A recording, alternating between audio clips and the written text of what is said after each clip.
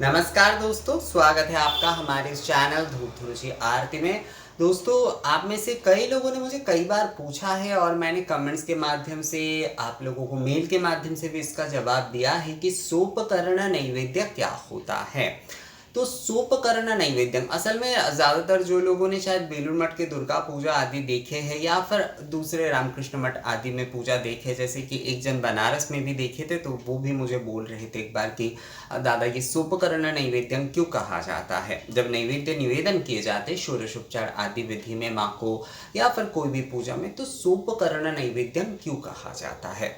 तो सोपकर्ण नैवेद्यम अर्थात जो होता है अलग अलग प्रकार के, सोपकरण मतलब होता है बहुत से उपकरण, बहुत से उपकरण अलग अलग जो नैवेद्य होते, मान लीजिए अमान्य है, फल मूल है, उसमें रचना है, उसमें जो है जो मिठाई आदि है, लाड़ू आदि है, ये सारे हैं। उसके साथ पंचमेवा है, उसके साथ धूप औषधि आदि है, घी है, शहद है, ये सारे के सारे, या तक कि शरबत पानी आदि भी, ये सारे के सारे नैवेद्य जो है उपचार के एक ही समय, मतलब नैवेद्य के एक उपचार में ही जो है जब निवेदन किए जाते हैं तो उसे जो है सोपकर्ण नैवेद्य कहा जाता है। अर्थात अलग अलग भाग के नैवेद्य जब एक साथ, सारे प्रकार के नैवेद्य यानी अलग अलग भाग के नैवेद्य जब एक साथ निवेदन कर दिए जाते हैं तो उसे जो है सोपकर्ण नैवेद्य कहा जाता है। यानी कि अलग अलग उपकरण, सारे उपकरण की जो नैवेद्य है, सारे उपकरण की जो नैवेद्य है, जैसे अमान्य, ये एक अलग उपकरण का नैवेद्य हो गया, चावल आदि से बनाए जाते हैं। फल मूल, ये एक अलग उपकरण का नैवेद्य हो गया। शर्करा आदि ये सब कुछ जो है वो एक अलग उपकरण हो गया। लाड़ू मिठाई आदि ये एक अलग उपकरण हो गया। मान लीजिए कि जो लोग अन्न भोग आदि दे रहे, तो खिचड़ी, पायस, सब्जी आदि जिसका भोग लगा रहे हैं वो एक अलग प्रकार का नैवेद्य हो गया। अन्य भोग नैवेद्य जो है वो हो गया। रचना आदि एक प्रकार का हो गया। घी शहद ये एक प्रकार का हो गया। शरबत एक प्रकार का हो गया। कर्पूर जल जो है वो एक प्रकार का हो गया। नारियल पानी जो है वो एक प्रकार का हो गया। जो धूप नैवेद्यम आदि है वो औषधि नैवेद्यम आदि हो गया। तांबुल आदि भी एक प्रकार से, वैसे तांबुल आदि जो है वो नैवेद्य में नहीं आते हैं, पर जैसे कि मतलब उसमें भी रचना आदि के साथ दिए जाते हैं। रचना आदि जैसे कि खील बताशा आदि दिए जाते हैं, उसके साथ नारियल आदि के साथ जो है तांबुल आदि देकर भी वो सजाए जाते हैं। असल में ये रचना ही आप बोल सकते हैं।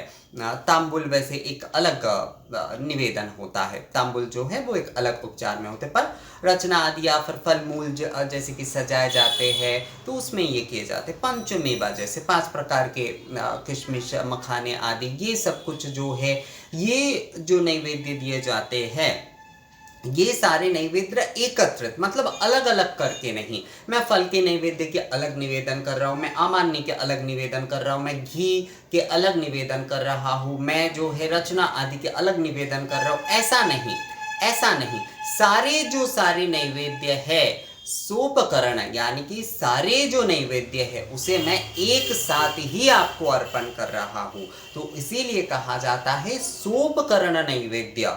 जितने भी सारे नैवेद्य के उपकरण मैंने आपके सामने रखे हैं वो सारे नैवेद्य ही जो है मैं आपको अर्पण कर रहा हूँ। तो जब एक ही मंत्र से नैवेद्य के एक ही मंत्र आदि के माध्यम से, एक ही निवेदन विधि के माध्यम से जो है निवेदन किए जाते हैं तो वो सोपकर्ण होता है। आप अलग अलग भी कर सकते हैं। मान लीजिए अमान्य आपने अलग किए, आपने जो है फल मूल आदि ये आपने अलग किए, रचना जो है वो अलग किए, ये हो ही सकता है। पर इसमें बहुत सारा समय जाता है और दुर्गा पूजा आदि के समय, क्योंकि बहुत सारे पूजन आदि रहता है, अंग पूजा आदि रहता है, तो इस कारण से जो है उतना समय नहीं होता है। तो उसमें दुर्गा पूजा या कोई भी बड़े तौर पर जो पूजा किए जाते हैं तो उसमें क्या होता है कि सोपकर्ण नैवेद्य, यानी कि सारे के सारे नैवेद्य जो है आप एक ही साथ, एक ही मंत्र में, उपचार विधि के एक ही मंत्र में जो है आपने जो है, मतलब नैवेद्य जब आप प्रदान कर रहे हैं अमान्यघृत संयुक्त फल तांबूल सुशोभितम मया निवेदितं नैवेद्यम गृहाण परमेश्वरी। इस प्रकार से जब हम एक ही नैवेद्य बोल रहे तो उसमें हम बोल रहे हैं सोपकरण नैवेद्यम। एतश्वैवं सोपकरण नैवेद्याय नमः, एतश्वैवं सोपकरण नैवेद्याय नमः, एतश्वैवं सोपकरण नैवेद्याय नमः, एतगंधपुष्पे सोपकरण नैवेद्याय नमः। अर्थात सारे जो हमारे उपकरण हैं, हमारे अलग अलग भाग के जितने भी नैवेद्य आदि हमने सजाए हैं, वो सारे नैवेद्य हम एकत्रित रूप से आपको अर्पण कर रहे हैं, तो ये सोपकरण होता है।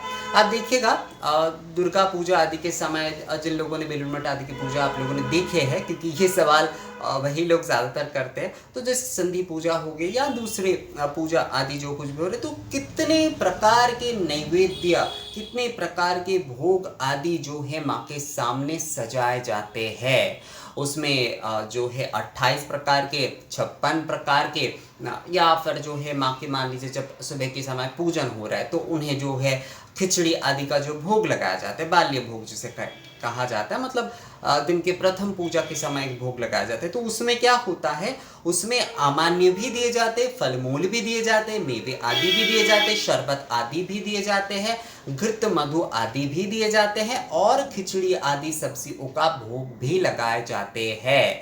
तो उस समय संपूर्ण ये सारे के सारे नैवेद्य, ये सारे के सारे उपकरण के नैवेद्य, मतलब अलग अलग ये सारे उपकरण के नैवेद्य जो है एक साथ निवेदन किए जा रहे हैं, तो इसीलिए उसे जो है सोपकरण नैवेद्यम कहा जाता है। अर्थात जो है जब भी अलग अलग उपकरण को आप अलग अलग निवेदन ना करते हुए एक ही बार में नैवेद्य मंत्र की एक ही बार में जो है आप निवेदन कर रहे हैं पूजा के समय, जो है उपचार षोडशोपचार या अष्टादशोपचार विधि के समय जो है, या दशोपचार विधि में भी जो है आप जब एक ही समय में नैवेद्य की उपचार विधि के नैवेद्य मंत्र की एक ही बार में जो है आप सारे के सारे नैवेद्य निवेदन कर रहे हैं, तो उस समय जो है सोपकरण नैवेद्य कहा जाता है। अर्थात अलग अलग उपकरण को एक साथ निवेदन करना ही जो है सोपकरण नैवेद्य। तो नैवेद्य प्रदान सारे के सारे प्रदान भी हो रहे हैं और एक ही बार में हो रहे हैं, अलग अलग उपकरण अलग अलग से करने की जरूरत नहीं हो रही है। यहाँ पर एक ही मंत्र में जो है एक ही बार में जो है सोपकरण नैवेद्य, यानी कि सारे अलग अलग उपकरण के नैवेद्य जो है वो एक ही बार में जो है निवेदन किए जा रहे हैं सोपकर्ण नैवेद्य मंत्र के माध्यम से जो है। तो मुझे लगता है दोस्तों आप लोगों को ये विषय जो है वो समझ में आ गया है कि सोपकर्ण नैवेद्य क्यों कहा जाता है, कि अलग अलग उपकरणों को जब एक साथ निवेदन किए जाते हैं, अलग मंत्र या फिर अलग निवेदन विधि में ना जाकर जो है नैवेद्य की एक निवेदन विधि में ही उसे निवेदन किए जाते हैं, तो उसे सोपकर्ण नैवेद्य कहा जाता है। तो दोस्तों ये वीडियो कैसा लगा आप लोगों को मुझे कमेंट्स करके ज़रूर बताइएगा। अगर ये वीडियो अच्छा लगा है तो इसे लाइक और शेयर भी ज़रूर कर दीजिएगा। मिलते हैं आपसे अगली वीडियो में, तब तक के लिए नमस्कार।